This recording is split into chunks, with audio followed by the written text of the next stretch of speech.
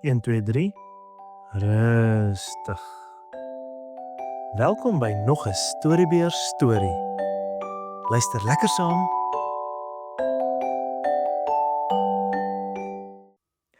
Die barmhartige Samaritaan. Lank gelede het 'n slim man vir Jesus 'n vraag gevra. Hy wou weet: "Wie is my naaste?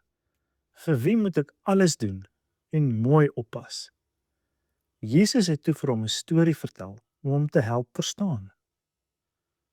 Daar was eenmal 'n man wat op 'n baie lang pad gestap het. Die pad was vol groot klippe en plekke waar rowers kon wegkruip.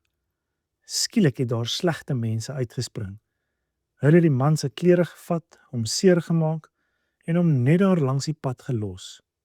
Die arme man was baie seer en kon nie opstaan nie.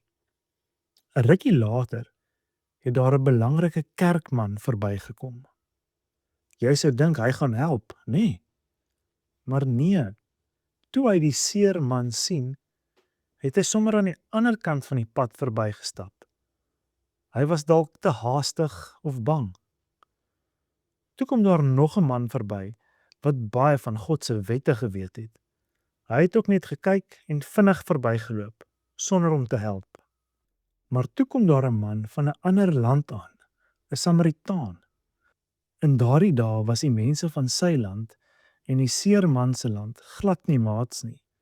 Hulle het eintlik niks van mekaar gehou nie.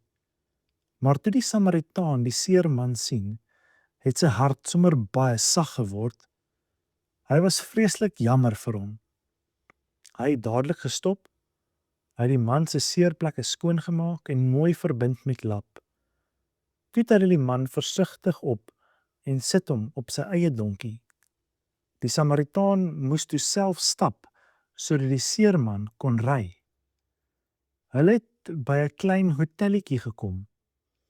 Die Samaritaan het die hele nag lank self na die man gekyk.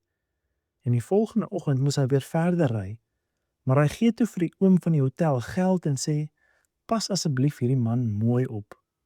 As dit meer geld kos, sal ek jou betaal wanneer ek weer hier verbykom." Jesus vra toe vir die slim man: "Wie dink jy was 'n goeie maat vir die man wat seer gekry het?" Die slim man sê toe: "Die een wat hom gehelp het." Jesus glimlag en sê: "Mooi so. Gaan doen jy nou ook presies so." Onthou dat Jesus wil hê ons moet vir almal lief wees, selfs vir maatjies wat dalk anders as ons is, of met wie ons nie altyd speel nie. As jy sien iemand is hartseer of het hulp nodig, wees soos die goeie man in die storie. Stop en help met 'n mooi hart. Dit maak Jesus se hartjie baie bly. Fluit, fluit, my storie is uit.